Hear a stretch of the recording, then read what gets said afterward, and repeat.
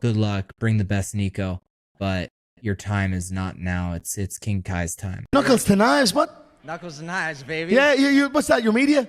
That's my media. Lovely. When did you set that up? The first time you said it in a There you press go. conference. So I raise up, so I say, we're the alien of combat sport, go. and may our combatants turn their knuckles to knives. Here, when you're good, and I'm all right. Awesome. Mr. Knuckles to Knives, how are you doing? Today's guest is one of the most dominant champions in bare knuckle fighting. He's undefeated at 8-0 in the BKFC with 4 title defenses and has never officially been knocked down in the squared circle. Known for his technical style and composure, he's become one of the toughest puzzles in combat sports. On March 20th, he returns at BKFC 87 in Hollywood, Florida against Nico Gaffie as he continues his undefeated title run. Today, we're joined by the BKFC featherweight champion, the king himself, Kai Stewart. Let's go, baby. How you doing, Kai? How's everything, brother? Everything's going great. I just got a new sponsor, cookies. So I'm gonna pop one for the episode, a little fast acting gummy, getting us ready for sparring. But Let's go. other than that, man, feels good to be back. 11-month layoff is not good for any job. Any job on planet Earth. Most people don't want 11 months off. So I'm ready to go. I'm ready to get after it, and I'm just, I'm gonna go out there and do my thing. Like, there's nothing this guy's gonna do that scares me. I mean, it is a world title fight, so it's dangerous, but at the end of the day, we're all dangerous, so it doesn't really matter. Absolutely. And you've definitely proven yourself, 8 fights in, 4 title defenses, never been knocked down in the squared circle. I mean, super impressive, brother. Let me ask you first. So Cookies, that's a reputable brand. That's a big brand. When did you score that sponsorship? So they opened a Cookies in Montana, and I got in good with the owners there, and we're gonna climb up. They got approval from Cookies, and now I'm repping Cookies Montana and in Missoula, and as like you said, it's a reputable brand. It's everywhere. So any cookie store that anybody wants to go to, just mention King Kai Stewart, BKFC, and hopefully we get the word out there. So we're gonna climb up that corporate ladder. Cookies is huge. Even for the apparel, if Bare Knuckle has a problem with me repping weed, okay, I'll just rep the clothing brand. So yeah, anything that I can do for business, and I love to be in the marijuana business, so it's a perfect fit. Yeah, that's amazing, man. So is it planned for you to have it on the trunks too? Oh yeah. Yeah, because by contract it's no pot leaves on the trunk. So yeah, because I also have another dispensary that I've been riding with since I was an amateur. So I'm not gonna take them off my shit unless there's a company wide rule of no sponsors, but because it doesn't look like weed, so it's okay. How many milligrams on that gummy that you just took? That one was just that one was a tenner. In the state of Montana, there's laws prohibiting higher percentages. So not higher percentages. There is percentage laws too. But Montana, fuck, get it together. Yeah. Fast acting 10 milligram THC per gummy. So yeah, it's the same here. I'm from Canada actually, and they cap the milligrams for edibles at 10 milligrams, which if you smoke on a daily, it's really nothing. 10 milligrams is nothing. But I feel like I smoke quite a bit of weed, you know what I mean? And a 10 milligram will hit me like a truck. Maybe it's because I'm in fight camp and all that. But I have the best cardio, but I do quit smoking a bit. But if a joint's getting passed around, what? I still got the best conditioning in the world. Florida State Athletic Commission called me up. They said, yo, your cardio is too fucking good, bro. Too good. Figure out a way to dumb it down. So I was like, all right. I dumbed it down. Yeah, I did want to ask you about that. So, you're a big advocate for marijuana, and I did want to ask you, so how far into camp do you actually smoke, and when do you cut down? I mean, I smoked a little bit of a joint today. I'm way cut back, obviously. I'm not joint after joint fucking playing Arc Raiders all day. Like I definitely did in my off season. But I tone it way back. I work so hard. I have iron lungs. My cardio's insane. My numbers, I literally can't hit the red zone. We try to get me to the red zone. So if it ain't broke, don't fix it. Is kind of the way that I look. I know that any type of smoke ingestion is going to be bad for you at some level. So I do try to tone that back. I have edibles, and these are really good, really tasty, strong edibles. We even have a sugar-free flavor here. So yeah, it's definitely a double-edged sword. I know that what I need to be doing, but I also know what I've been doing my entire career. Even like, not to rat on myself, but fuck, I had the best cardio in high school wrestling in my senior year. I was a big pothead. So, yeah, just keep on keeping on. As long as the work's getting put in, it's not affecting me too bad. Do you ever smoke the dryer vape? Yeah, my Jimmy Rivera fight, it was entirely on that, and I definitely didn't get tired in that fight. I wonder if that definitely had something to do with it. The nice vaporizer is super smooth, super clean. You don't feel icky. But I also have this. I've been not taking a lot of them, but we got the cookies themed dab rig there, and just, a dabble do ya, before some sparring. Yeah, you don't need much. I'm in bare knuckle fighting championship, my guy. I'm in bare knuckle fighting championship. I'm a little crazy. We gotta fucking tone it down a little bit, and that's what pot does for me. Okay. Okay, I got you. No, that's what I did want to ask you. Like, how does it benefit you? You think, I'm a very anxious person. Yeah. I'm a very anxious person, and it has nothing to do with competition anxiety. I actually feel the most free in there. Even in training, sometimes, there's just a lot of anxiety. And I've definitely found that marijuana helps whenever I'm not on because I've taken a couple months off here and there, for fun. I know that it's healthy for you to completely stop, and I've done that, and it's just like the anxiety's crazy. I start overthinking everything, overthinking what I'm doing, and whenever I'm in the ring, I do not have any weed in my system whenever I'm in that ring, and I'm just so free. There's zero competition anxiety in my life, but there's a lot of other anxieties in my life. So I think that's what weed helps me take care of. Yeah, I love that. No, I love weed too, man. And I think I go through the same thing. I deal with anxiety, and I feel like it calms me down quite a bit, So, man, let's get right.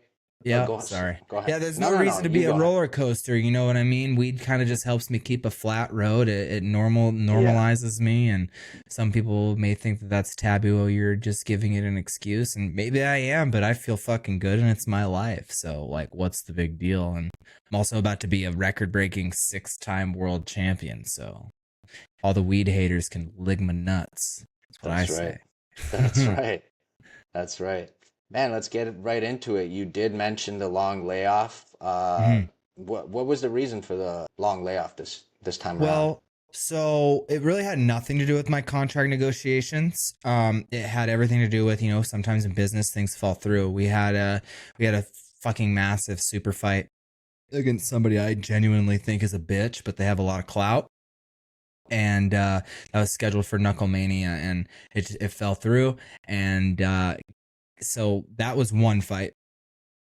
There was supposed to be a Dubai show. I did not hear this from BKFC, so I don't want to say false things, but I heard through the pipeline, because I made some relationships with people over in Dubai, that, the Dubai side kind of messed up that event. I was supposed to headline Dubai in November. That fell through. So I definitely had fights. They tried, and I know that they want to attach a rocket ship to their youngest star, but sometimes in business, things happen, they fall through. So as much as I did bitch about it, I wish communication could be a little bit better sometimes. But I do know for a fact they offer me fights. I just wish I would have known kind of what was going on, so I wasn't thinking, is it me? Because like I had people fucking, even my management didn't really want me in bare knuckle anymore, just because it's like we've seen this before.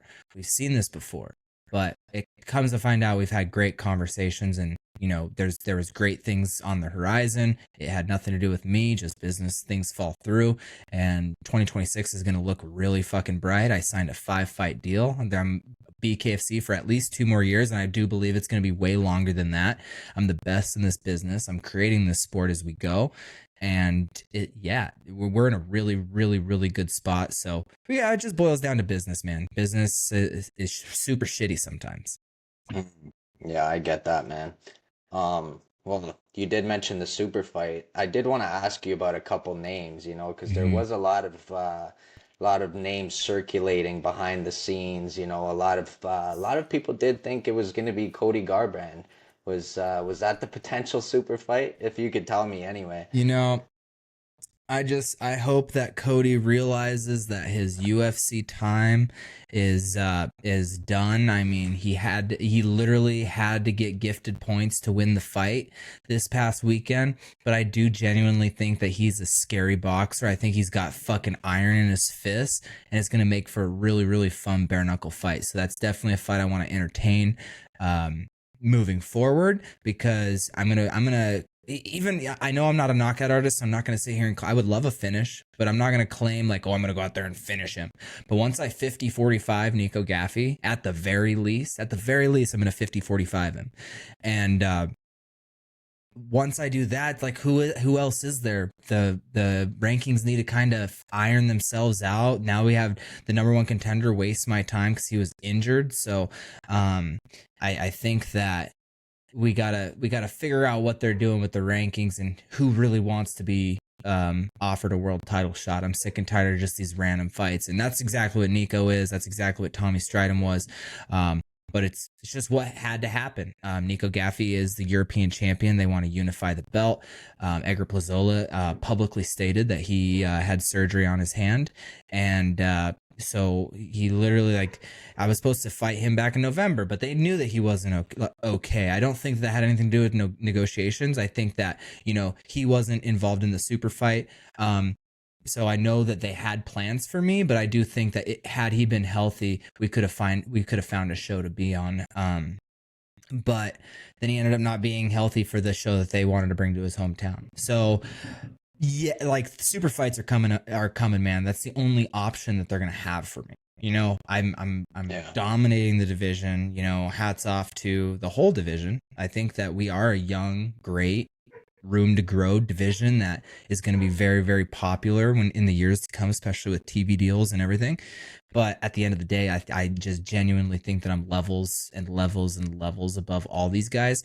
I know I'm not knocking them out, but I've hardly lost a round, man. So give me somebody tough. Give me somebody that scares me a little bit. I'm not saying Cody Garbrandt scares me, but he's got great hands, and he's known as a boxing knockout artist in the UFC. And that's just, gets your skin going a little bit. Take away wrestling, which is kind of what he's lost on a couple times. And he's lost on kicks too. He was getting kicked in the head, but you take that away, he's a scary dude. So yeah, I want to make those super fights happen, bro.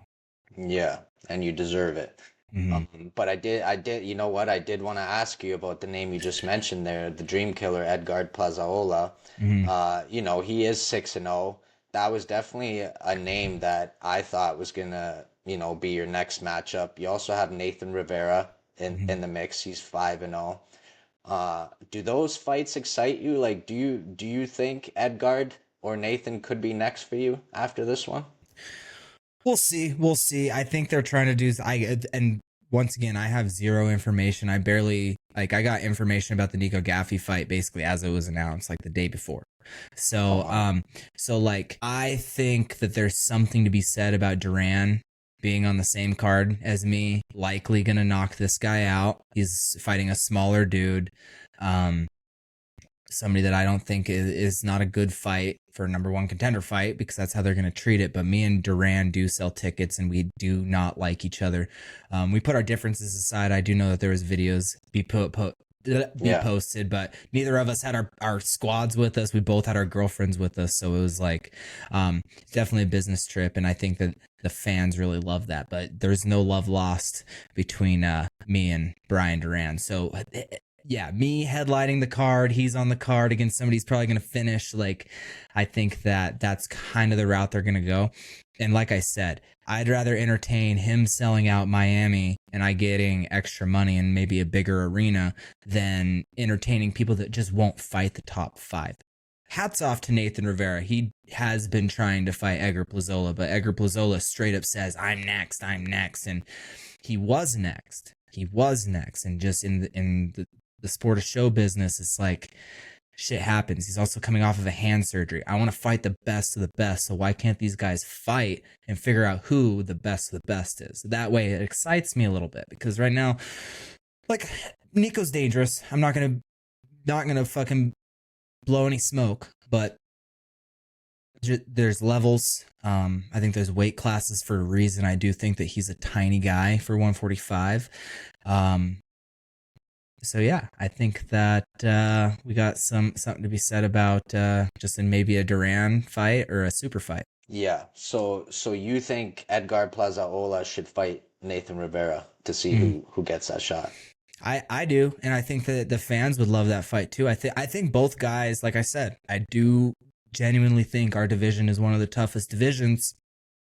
So let's just see. Let's see who's the toughest. Because I know if they gave Duran Edgar Plazola, Duran would say yes. I know Nathan would say yes. The common denominator is the number one contender won't fight people in the rankings, and you know, he did beat the UK champion Gary Fox, but that's not the top 5 rankings of the BKFC. That fight between me and Gary Fox would have made sense to unify world titles and get rid of these silver belts, but for him to be considered this number one hotshot guy, and that UK title still exists, like it doesn't make sense. Like, make it make sense. Yeah, I don't understand. I really don't understand the UK titles. Well, yeah, it also has nothing to do with these guys' skills. I'm not saying they're not ready for world title fights. I do think that they're all tough. Everybody in the top 5 should be tough. It's just, let's make storylines. Let's make this make sense. Like, I'm saying yes to literally everybody. Why don't these other guys have to? You know? Yeah. Yeah, I did see that clip of you and Brian Duran there. I think you guys were running up the Rocky. Was it the Rocky stairs you guys were running up? Yeah, right? Yeah. And then I was like, so did they squash the beef? Because I know there was a little bit of beef for years now, right? But I don't know. I seen that video and I just assumed you guys squashed it. Environments definitely make things happen, you know what I mean? It actually boiled down as like nobody like I asked so many different people for fucking weed in Philly. Weed's not legal, and I didn't have a car to go to New Jersey. Duran had a car, so out of everybody I asked to get me weed, Duran is the one that fucking pulled through. Is all I gotta say. You guys went in the car together? Yeah, to get weed. No way. Was like, yeah, but like I said, both of our girls were in the car. You know, I definitely was like, there was definitely a little bit of shit talk, but it was all fun. And like I said, environments really is a big thing. Like, both of us are there to promote. We know that if anything stupid happens, like, there's not even any cameras to fucking catch it, you know? Like, if we're gonna fucking fight, like, let's make sure it's on camera, you know? Yeah. Fuck, so, man, that would have actually made for some great content, you know? I know. Oh, so having good. a camera in that car with you guys. Oh, man, that's hilarious. I didn't know that. So what did you think about Cody Garbrandt's performance there at this past Saturday? Such a bizarre fight. 3 nut shots, 2 points deducted. He was losing the fight, in my opinion, and then he ended up getting gifted the decision because of the points deducted, right? Yeah, and I hate to call it a gifted decision. The second point, kind of crazy. You know, in my personal opinion, the second point was pretty crazy. It was like they were in a clinch. He literally kneed himself in the arm. So, like, it was totally accidental, but it wasn't treated that way. The first point, fair, which could in theory have made the fight a draw. But, like, bro, I don't think that... Cody Garbrandt is just in a tough spot, man. He's eating head kicks, eating head knees. His boxing was still there. He did okay, but he was getting his legs kicked out from underneath him. He just seemed a little bit slower. So yeah. Overall, it's just he's slowing down. I want to be able to fight him before he has no gas and people talk shit about, oh, Kai's just fighting the old guys. I want to fight world champion Cody Garbrandt, but if I get Cody Garbrandt that gets cut from the UFC, I guess that works too. Yeah. No, I definitely did notice that he was a lot slower. He's And a I think mental head case, bro. He's a mental head case. Even whenever he gets to winning, if he hits somebody hard, he fucking lets it get in his head. Like he would break. He would break in under a round and a half against me. yeah, I think his style is better for bare knuckle though, in my opinion. It's just I don't know. He's been exposed quite a bit in the cage, and Mm-hmm. one thing I did find super weird though after that second point deduction, it was like he kind of just ran for the rest of the fight. He You kind of know? said he knew that he was gonna win on the Yeah. scorecards at that point, so he wanted to mitigate damage. So he was basically saying he was getting his ass kicked and got the dub. Like is what he Yeah. just said. It makes sense. Like he's not stupid for doing that. Like I wouldn't want extra brain damage too. But where was all that anger? After the first nut shot, where was all that Yeah. anger? If you're angry, bro, because he also didn't have very much pain after that second one. He literally was like, what? Complaining instead of it being like a legitimate. So it was just weird. It was a weird fight. I Yeah. know that they're paying him a lot of money, especially with the win, like a show purse and a win purse. Like, homie's got to be getting fucking paid fat as a former champion. So maybe they want to give him a win so an up and coming star can knock him out. I don't know. I have no idea. Yeah. I have no idea what the fuck they're doing because it was weird. Yeah. What about Justin Ibarola's fight at Misfits? Did you catch that at all? I didn't even know he did. But that's why I'm the king of the BKFC. He's not under contract. I wasn't under contract for I think statistically speaking, I wasn't under contract for 4 or 5 months, and I just kept asking for fights. I didn't jump ship. I didn't even take an RAF wrestling match, which I'm in good conversation. Like now that we've actually sat down and communicated, we're gonna push RAF. Like after this fight, once my hand's good, like I have bare knuckles blessing to go wrestle. Maybe I can wrestle Cody Garbrandt. Like, let's go. Fuck, you don't want to take the gloves off against me, so let's just fucking wrestle and settle it like men. But yeah, he jumped ship, man. Things got uncomfy for him. He jumped ship. I get it. He has a kid. He has a family. So, do what you got to do to make money. I heard that he beat the guy up. So, if he beat somebody up in glove boxing, I've seen enough of him in bare knuckle. He probably fought a can, so that made sense. But whenever he was asked, he said, "What does bare knuckle think about this?" And he literally kind of disrespected him. I'm not under contract with the BKFC, and it's like, what champion is that? You just got your first belt. Fucking stop puffing your chest out. Like he's gonna get his ass kicked. And 135, I could 100% go down there and take that belt from him. The cut would be really hard, but for legacy purposes, you do those things. You do hard things, and the hardest part about that fight is cutting weight. And if he really doesn't want to represent BKFC to the fullest potential of a champion, because he's flashy, he does the right things for the camera, he could represent the belt really well. But if he doesn't want to represent it, get out the fucking way. King Kai, 3 division champion. So you'd rather go down than have him come up? Yeah, he's a one-time champion. Like, fuck that. I make the rules. He doesn't make the fucked rules. I make the rules. So I'm gonna go down, take his belt, and then we'll see what we can do at 145 and 155. That's interesting. That'd be huge. That's a super fight, I think, too. Mm-hmm. Yeah. On paper it looks good, but I'm telling you right now, it wouldn't be close. Like, bookmark this. Bookmark it. I got you. So you were born in Liberal, Kansas, is that correct? Yes, sir. And then so now you live in Montana. Yep. Training in Spokane, Washington right now.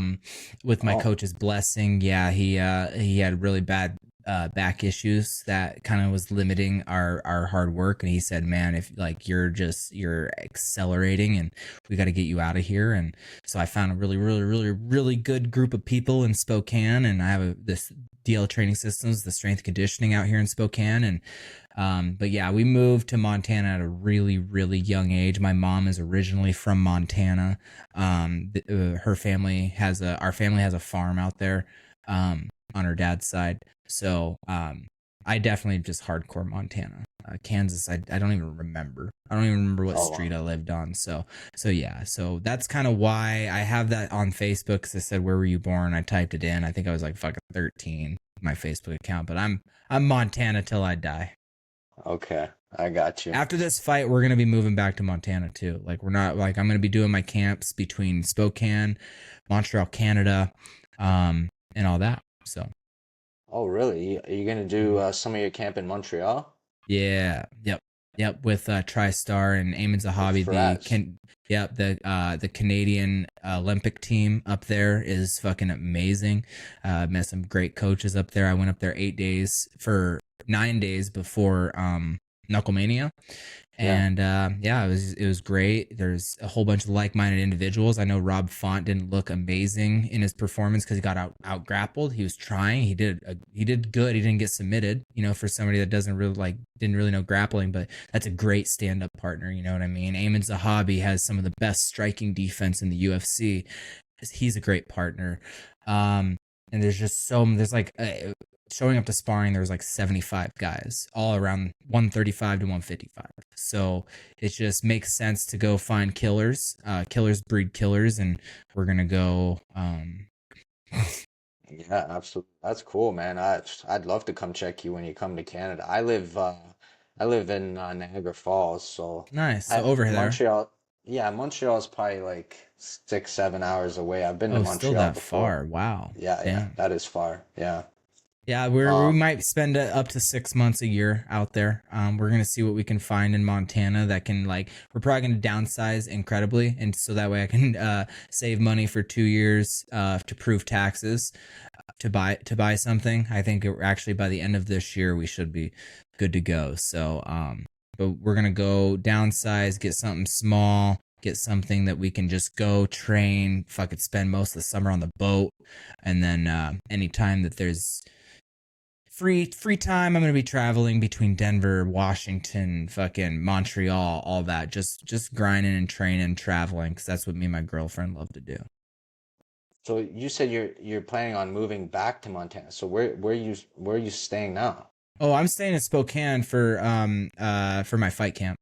Oh, okay. For my last couple fight camps, but we spend time kind of everywhere. We travel so much. We spend time in Tri-Cities, Washington, Great Falls, Montana, Billings, Montana. Um, but now we have a couple different home bases. That way we can pop in, stay, relax, and move on. So what was your childhood like growing up? Did you get into a lot of fights? No, I've never been in a street fight outside the ringer cage. I was such a good student. I didn't want to get in trouble. I never wanted to do anything that can get me kicked out of wrestling because I knew wrestling was my way out. I knew my wrestling because my mom left me in Great Falls to go to the oil field to work. So I stayed with wrestling coaches and shit through my childhood, couch hopping. I call it couch hopping. I was always well taken care of. Don't get it wrong, but it's I didn't have that family element just because I was grinding on wrestling. The whole goal was for me to go to college to wrestle and hopefully go to the Olympics, world championships, this and that. But then I found fighting. But yeah, life was tough being with having a single mother that was a truck driver. So she had to get out of Montana to make money, and she sent money back, and we had a great fucking group of people that helped us survive. Hmm. How old were you when you started wrestling? I was 4 years old. I was four, and Oh, wow. I instantly just loved it. My mom definitely put me in wrestling originally, just like any other parent with a 4-year-old would, just an extra hour away from the kid a day. And all my friends were in it. We were in a small town, Fort Benton. So it's everybody did it. And I excelled quickly. It wasn't even, it was I didn't win all my matches. I got my ass kicked a lot. I was also a little bit heavier as a kid, so I sometimes had to wrestle older guys. But yeah, it just one thing led to another, and I would start writing. Anytime a teacher made us write something, it was about wrestling. It became part of who I am and my identity. They say that sucks, whatever, but no, I'm a wrestler. Nobody will ever take that from me. So did you watch any combat sports when you were growing up?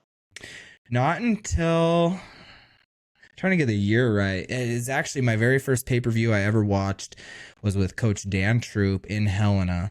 Would have been Chael Sonnen versus John Jones.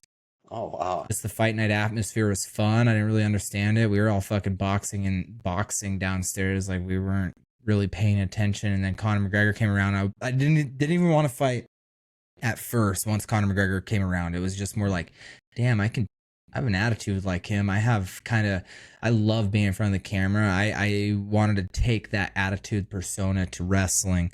That way I could, make a name for myself, make a name for wrestling, continue on. And that didn't happen. But then I found fighting because there was a boxing smoker. One of my high school wrestling coaches, Casey Park, he just knew how to hold mitts. So he got me ready for that. He helped me cut weight a couple times for wrestling, but we held mitts just to get my mind off wrestling. And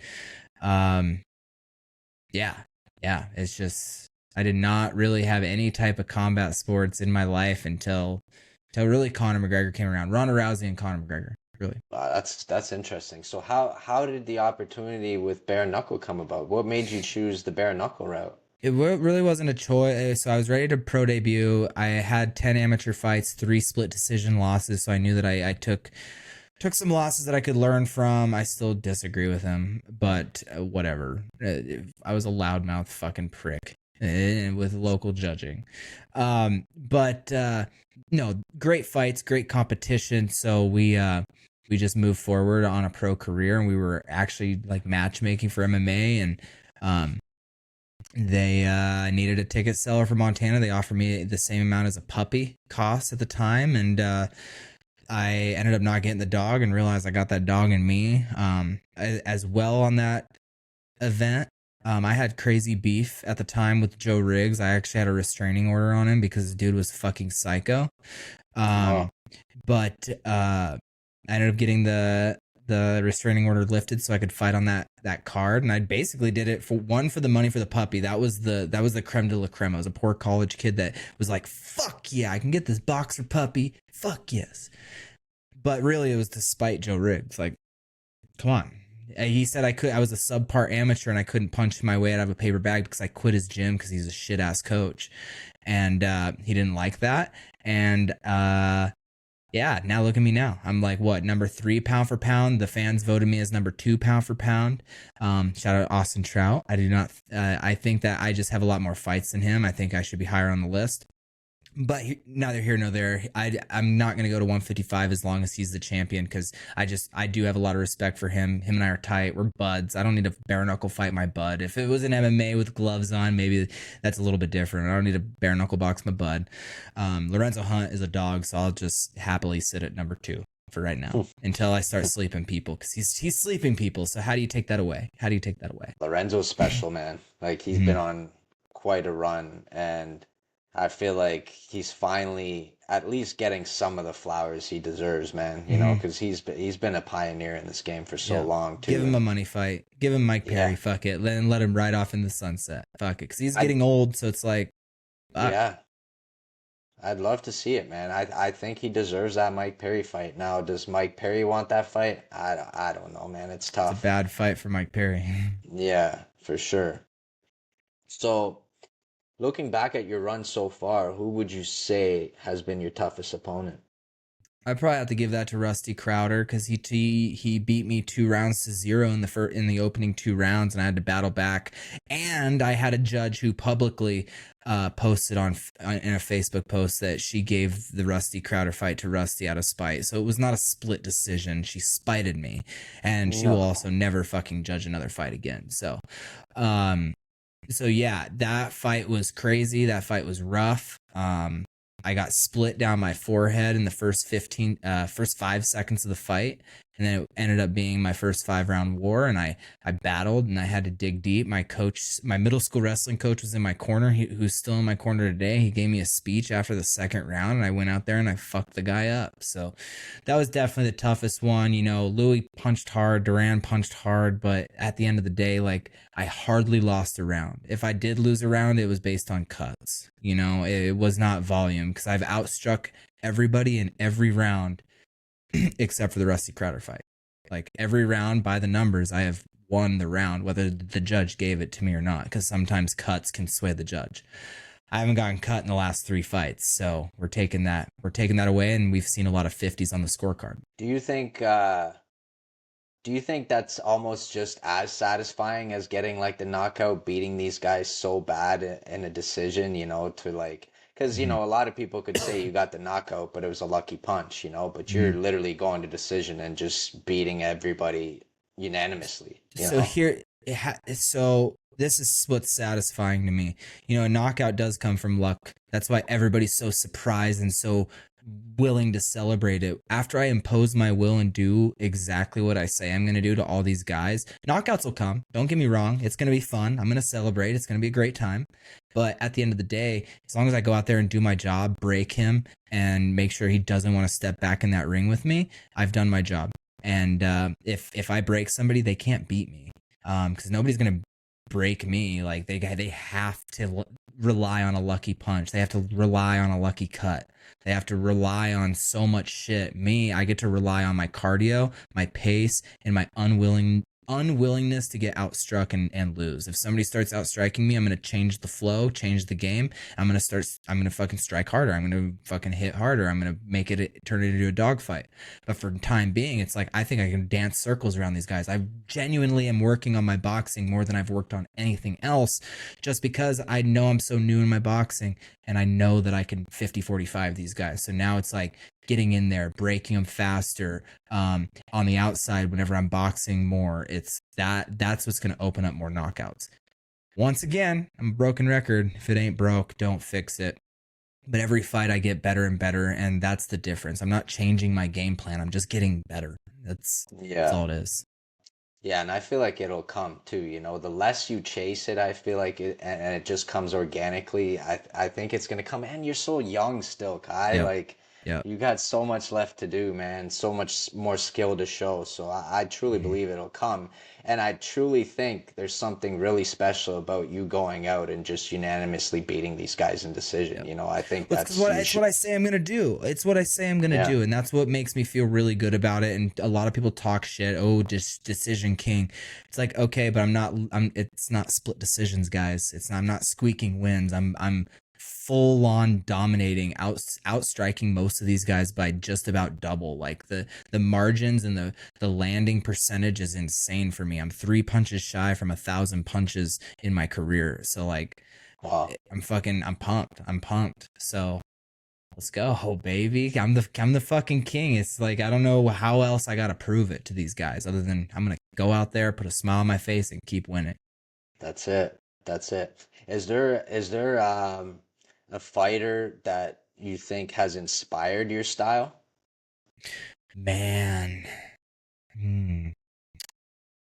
You see a lot of Conor McGregor in me. I don't want to say that he inspired my style, because I also got to say, like, watching Dominic Cruz's footwork there's a lot of similarities in what he does in MMA is just so dangerous because of kicks, but you eliminate kicks, it's so good.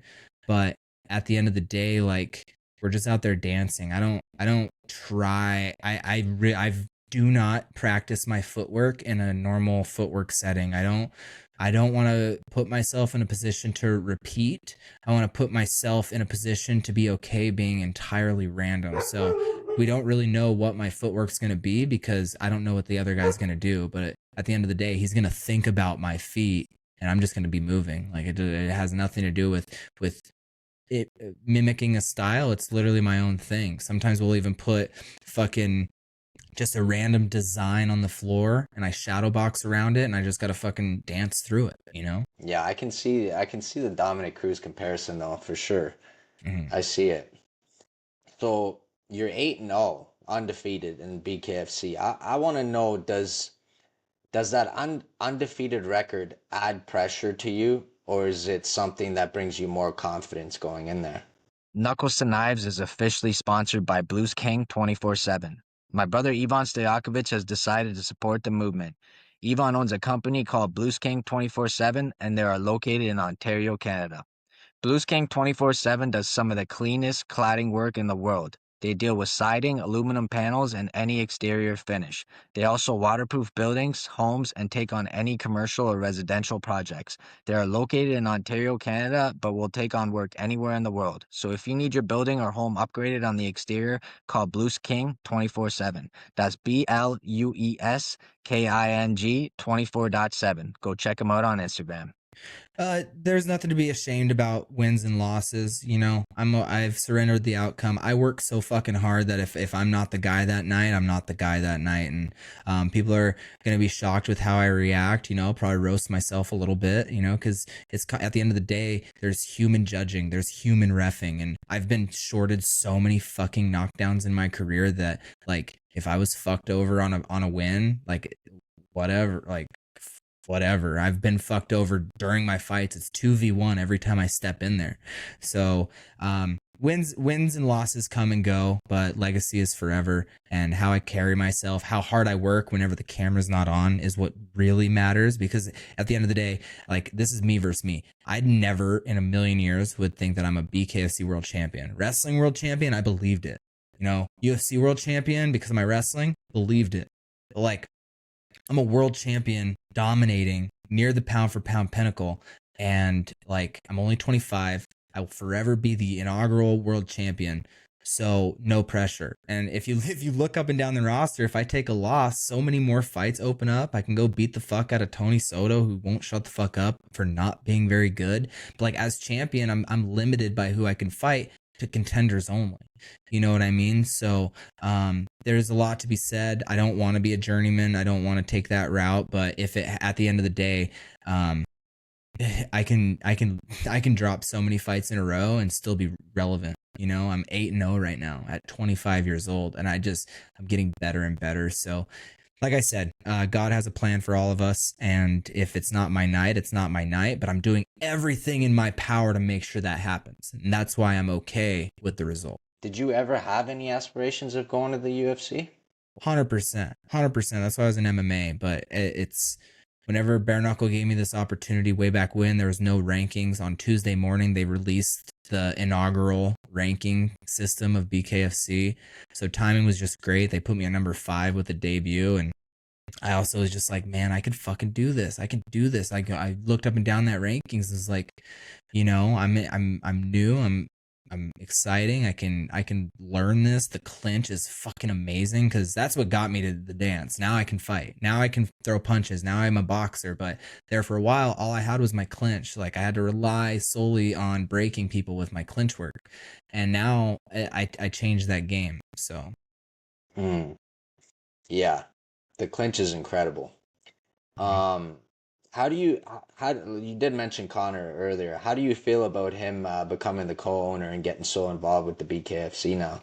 Man, he's not only just involved with the BKFC, he's involved with me. He's helped with some development stuff. He has helped give advice. I was pretty pissed at myself for not finishing Tommy Stridham, and you know, I really genuinely thought that I had him finish in the 4th round, and then Connor said, "Hey, fuck what happened in the fight. We sell it on the microphone." Right before I got on the microphone, like, he was able to slip that in. So Conor McGregor cares about this company. I think he truly believes in the bare knuckle product, and so yeah, he's been nothing but a help to the organization, a help to our notoriety.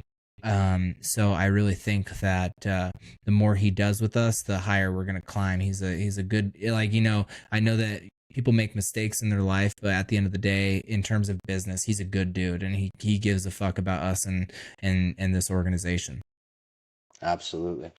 Do you ever think he steps in there? Man, I hope. I've had conversations, full on conversations about bare knuckle and the fight, and the excitement that you hear coming from him about it, it's like, man, he really wants to try it. So I 100% think so. He's just really fucking rich, and, like, he doesn't have to. You know, it's a lot different and a lot safer if you have to. If you have to win, you know, I had to put myself in this position. My new 5-fight contract, you know, I'm gonna be okay, but, like, If I was like a trust fund baby, you would not see me in this fucking ring. I feel like I protect myself a lot more, and it's a lot scarier knowing that I have to go out there and do good, and I have to go Yeah. out there and protect myself. For him, it's like win, lose or draw, he's gonna have a bag. Yeah. Yeah. But I do think it comes down to the passion. Like you said, he's so passionate about it. And I really do Agree. think like he's crazy enough to just be like, fuck it, throw me in there. Like I want to get in, It looks Mhm. fun, Yeah. you know? Um, what about his return to the UFC? Who do you think he fights? And I Because don't it know. sounds like Maybe they throw a Leon Edwards. Maybe they give him BMF. Like I don't know, because he posted looking like a nobody. Like, what did he mean by that? Because Conor McGregor can come back to any, like his return against Donald Cerrone was fucking huge. He fucking sold, like, any Conor McGregor fight is gonna sell.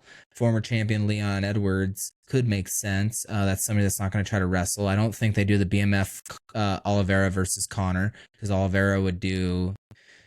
I do think Conor has great takedown defense. He showed that against Khabib.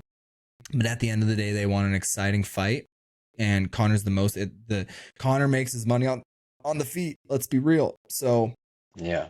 Oliveira kind of put a shame to the BMF belt. So it's very, very interesting. But either way, I hope that his biggest star in BKFC is allowed to come front row to his next fight. So hopefully we can make that happen. Yeah, for Just sure. hit him with the old DM. Yo, Conor. Hit him with one of those. Yeah, no, for sure. And like, you know what? Everybody thought it was going to be the White House card, but we just seen that he's not on the White House card. Now I'm hearing International Fight Week possibly. What about Nate Diaz? Would you like to see him That's one trilogy? that, yeah, I would. I think that's a great fight. I think that's a good, like, perfect fight for both guys. Like, come on, man. You like it from a safety aspect. I'm a huge fan of fighter safety. Like I said, I was not a brawler growing up. I didn't get in street fights. Like, I just think fighter safety is of most importance. And like, I know what passion is, but go against older guys. Like, I think the older guys need to go against the older guys. I'm not saying Connor's aged out or this and that, but he hasn't been fighting. So like, go against somebody like a Nate Diaz they're both gonna go in there and fucking scrap, but you're not going against somebody that's 25 and fucking ready Yeah. to launch. Yeah, and I was just saying that too. I think it's the perfect comeback fight for both guys. They have the history, the trilogy. We got to finish that, right? So Yeah. I do agree, man. I think that is the perfect fight to come back for both guys. hmm Let's talk Nico Gaffie for a minute, man. When you watch tape on Nico, what stands out to you the most? Um, he just struggles with lateral movement. All he does is come forward like a little brawler, which is fine in bare knuckle, but we've seen this time and time again. I think he's a mini version of Brian Duran, and I like it's just there's a lot of holes, but there are a lot of explosive tendencies that we have to watch out for. But outside of that, like, it's just protect myself at all times, and I'm gonna make it look easy. Like, I don't watch a lot of film on my guys. I don't want to psych myself out. I want to over analyze it, because at the end of the day, we don't weather a storm. We become the storm. I am the storm. So it doesn't matter what he's going to do. As long as I know how he starts, as long as I know whenever he starts to fade, that's about all we need to know. Hmm. Do you think he's ready for this step up? No, I don't think anybody is. I don't think anybody is ready for me. I work so hard. I'm so meticulous. I'm not saying that these guys don't work hard, but then you add intentionality. I break things down. I don't have somebody telling me what to do. I'm doing what I want to do. And I'm not in traditional training methods that just don't work. I take 100 things from tons of people, and then I make my own game plan. Me and my girlfriend sit around and make game plans. So, yeah, it's more or less. I don't really care about watching his tape. I think that, like I said before, at the world title level, I hope I get the best fucking Nico Gaffie. I hope he shows me something that isn't on tape. But if he shows me what's on tape, it's going to be a very, very easy night. Hmm. Yeah, no, I know your girlfriend's a fighter too. Would you ever like to see her come to the BKFC? So we've actually towed the same line on the same night. She just had 7 ounce amateur gloves on. They did some amateur fights in Montana, and she's a little badass. I think that she could, we have a lot of friends in the 115-pound division. Well, at least she does. So I don't want to disrespect any of them, but I do think that she can be a competitive fighter at 115 pounds on any given night against any given 115-pound opponent. She's just not a show. She's not a showman, so the camera and crowd is a lot to her. So we're just kind of keeping her in MMA, kickboxing, just low key. And if a big offer comes, a big offer is going to come, and we'll take that and take it all into consideration. I would love to see it. Obviously, I think that we could do some crazy shit. I would not do it on the same card. We fought on the same card once. We don't want to do that again, because at the end of the day, world titles gotta take precedence, but I don't want to make her feel like she isn't as important, because I feel like Yeah. she struggled in the first 15 seconds of her fight because she started the fight like me. And we have different styles, but we were doing the same, very, very similar camp, and it just didn't work out. She got knocked in the first 10 seconds. Then she proceeded the entire rest of the fight to beat the shit out of this girl. Because of how boxing is scored, that first round was 10-8. She cleanly won the next two, so it was a draw. So at least she got the draw, but that girl did not go down. She almost had her to take a knee once in the third round, which would have won her the fight. But it was like she beat the fuck out of that girl. Is she still amateur or is she gone over to pro? Oh, she's Yeah, amateur. she's still amateur. We're kind of waiting for a good opportunity. I would like to see her fight a girl with not crazy grappling, but somebody with some grappling tendencies. That way she can try that, because she didn't grow up wrestling. She grew up she loves Muay Thai. She got into MMA. She's very good at defending herself from getting submitted.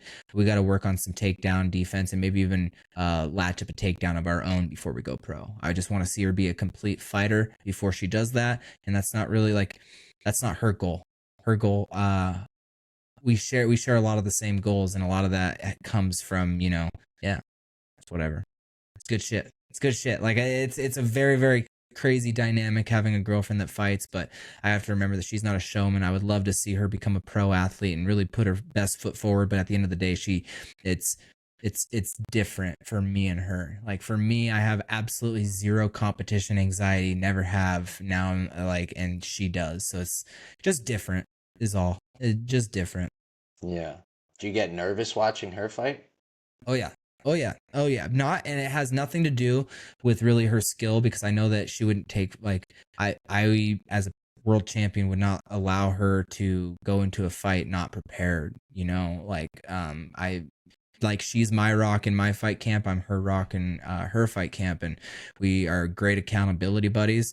But I know what she's going through in her head. I know that she absolutely hates being in front of a crowd. So I'm nervous for that. But whenever it comes down to skill for skill, I'm gonna I take her every time. There's nothing to be nervous about. All right, brother. I got two more for you. I just want to know how you see the fight playing out on March 20th. Do you have a prediction? I just have total domination, one-sided pounding, and I'm swinging the hammer.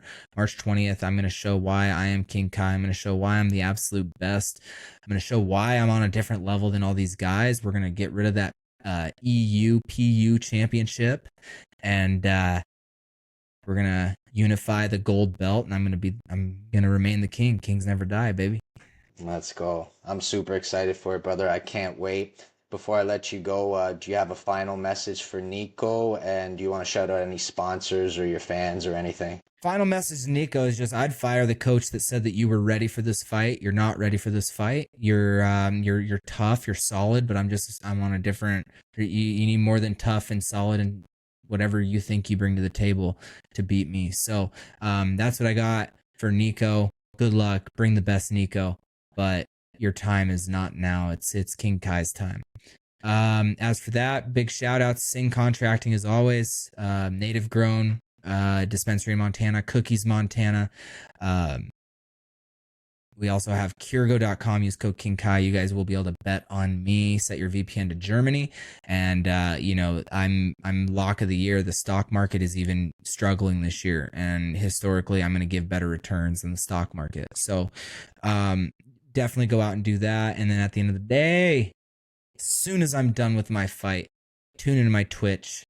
King Kai 145. A lot of live streaming to be done in my off season. Live streaming is going to be really fun. I'm going to go out fishing. I'm going to go to the casino. I'm going to go wherever I need to go. We're going to go have some fun. So that's about it, guys. That's all I got. Amazing, man. Thank you so much for taking. You said you're live streaming the Newcastle event this weekend, right? Yep. I will be live. I'll check that out, brother. I'll pop in there. Gonna be a fun one. Yep. We unfortunately, it looks like the Gary Fox versus James Lights Out Lily fight fell through. Lily is still on the card. He bumped up to 155 and found a last minute opponent. So, no idea what's wrong with Gary Fox. Another reason, to kind of say, Edgar Blazzola, you're not ready. You beat a guy that didn't show up. But anyway, that's all I got. We'll talk more. We will talk more on King Kai 145 on Twitch or King Kai on Facebook. Either or, subscribe, get subscriber benefits. And Kings Never Die guy. Tune in March 20th. Hollywood, Florida. Record-breaking 6th world title. Awesome, man. My guy. Thank you so much for your time, Kai. I can't wait for the return of the King on March 20th. BKFC 87, Hollywood, Florida. Do not miss it. Knuckles and knives, and we out, baby.